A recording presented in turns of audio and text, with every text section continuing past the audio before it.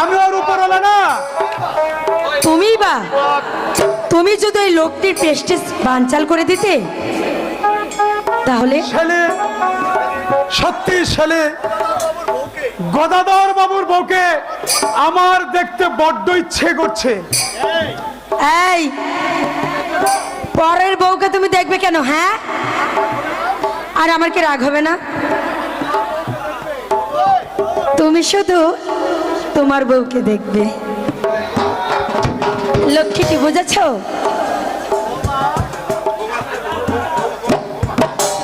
বৌমা, বৌমা খাবে, এসো, রাজ্যে অনেক হলো।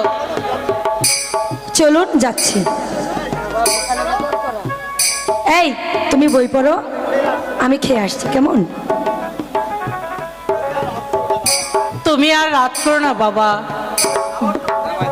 আবার তো তোমাকে ভোরে উঠতে হবে। শুয়ে পড়ো গিয়ে, বৌমা খেতে যাচ্ছে। এই ভদ্র মহিলাকে দেখলেই কেন জানি আমার বুকের ভিতরটা মোচড় দিয়ে উঠে।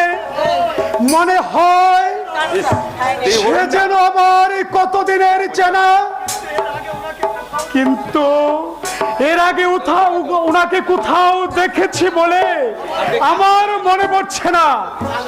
কল্যাণ চৌধুরী! চুপ!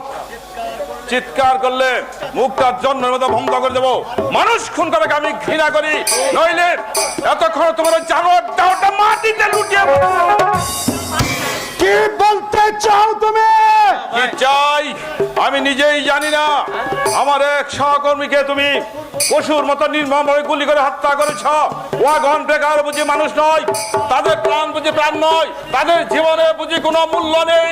মাইকেলের স্ত্রী যেভাবে হাহাকার করে কাঁদছে, তোমার স্ত্রীকে যদি আমি সেইভাবে হাহাকার করে কাঁদাতে পারতাম।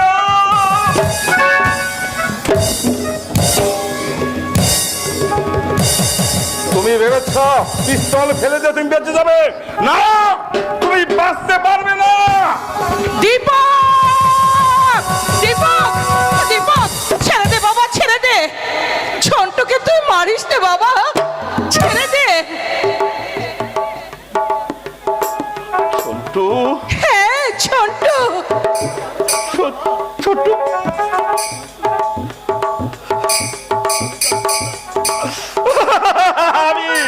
আমি জানতাম না মা, আমি জানতাম না ও আমার।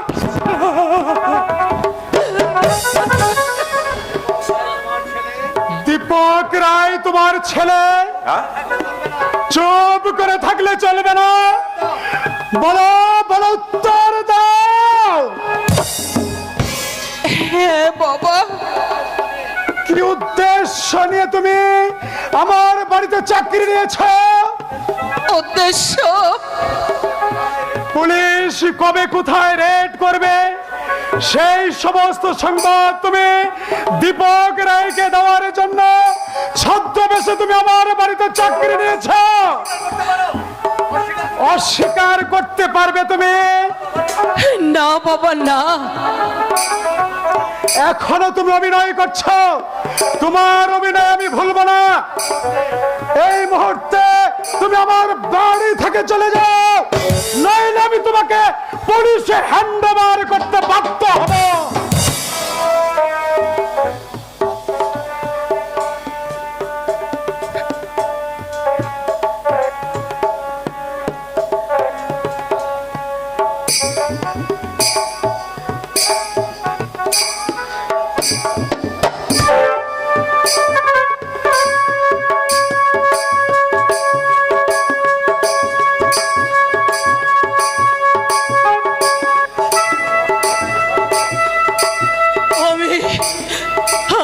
আমি যাচ্ছি বাবা,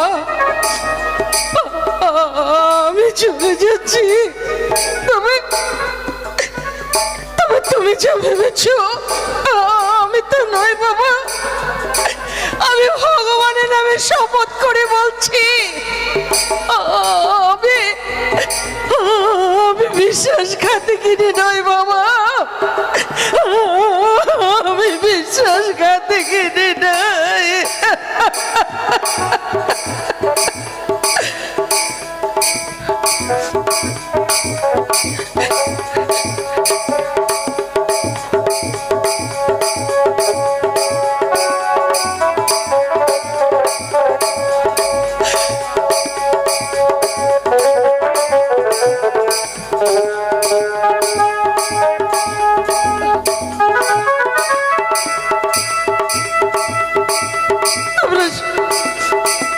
সুখী থেকো বাবা, তোমরা সুখী থেকো, আর কিছু চাই না, আর কিছু চাই না।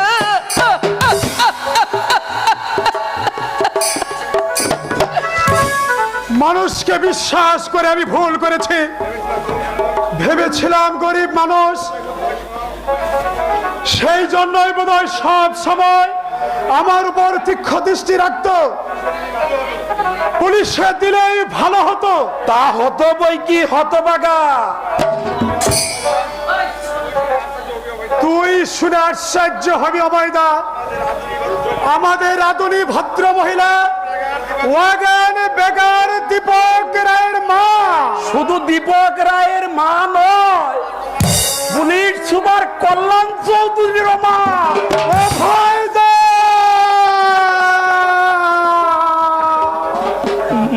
মাকে খুঁজছিলি হতভাগা? সেই মা নিজে এসে স্নেহের কুল পেতে তোর দুয়ারে দাঁড়িয়ে, আর তুই তাকে কুকুর বিড়ালের মতো তাড়িয়ে দিলি। এ কথার অর্থ কি অবৈদা? উনি আমার মা, উনি আমার মা। শঙ্কর বাবুকে গিয়ে জিজ্ঞেস করো, শিবনাথ রায়ের ছেলে তুমি, নাম ছিল জন্টু। দীপক রায় আমার বড় ভাই, শিবনাথ রায় আমার বাবা, দীপা আমার বোন। কি করেছি অবৈদা, আমি কি করেছি? সব দোষ তোর, সব দোষ তোর অবৈদা।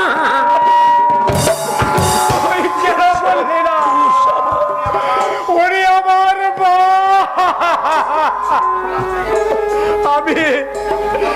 আমি আমার মাকে খুঁজতে যাচ্ছে। যেখান থেকে হোক, যেভাবেই হোক, মাকে আমি খুঁজে আনবো। বাবু অবৈদাই ছিল আমাদের বিশ্বস্ত লোক, কোনো চুরি টুরি করতো না। অথচ অভয়দা? কোন অভয়?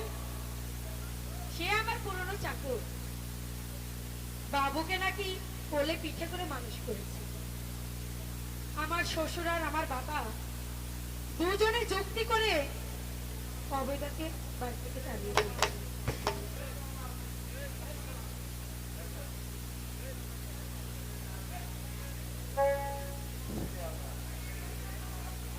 ছেলে আজও কি ইলিশ মাছ রান্না করবে, নাকি হোটেল থেকে খাবার নিয়ে আসবো?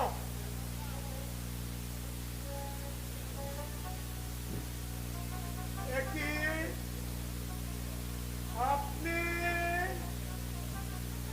আমাদের নতুন রাঁধুনি। রাঁধুনি? কিন্তু এই মুখ, এই চোখ যেন আমি কোথায় দেখেছি, কোথায়, কবে, কখন? এই চোখ, এই মুখ আমার অত্যন্ত পরিচিত। পথে মনে হয় ভিক্ষে করতে দেখেছে বলবো। কিন্তু হ্যাঁ বাবু, মা ঠিকই বলেছেন। আমি একজন ভিখারিনী। দয়া করে আপনারা যদি আমাকে কাজে রাখেন।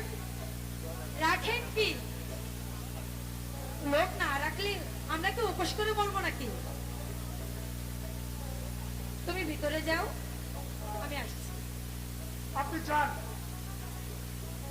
তবে যাই করো বাবু, চুরি কিন্তু করবে না। মনে রেখো, এটা কিন্তু পুলিশের বড় কর্তার বাড়ি, সোজা জেলে পাঠিয়ে দেবে। ছেলে কি আজে বাজে কথা বলছ? আরে না, আজে বাজে কথা না, ব্যাপারটা ওকে আমি বুঝিয়ে দিই। আপনি যান, ওর মাথায় ছিট আছে। কি বললে? ভালোবাসেন বলেই তোমাকে রাগাবার জন্য এই কথাটা বলেছেন বাবু। আমার খুব ভালো লাগলো তোমাদেরকে। কিছু মনে করো না বাবা, আমি আমি তোমাকে তুমি বলে ফেললাম। তুমি তুমি তো আমার ছেলের মতো। আমি দেহাতে দুর্ভাগ্যে একটু শান্তির সন্ধান করে বেড়াচ্ছি, একটু শান্তির সন্ধান করে বেড়াচ্ছি।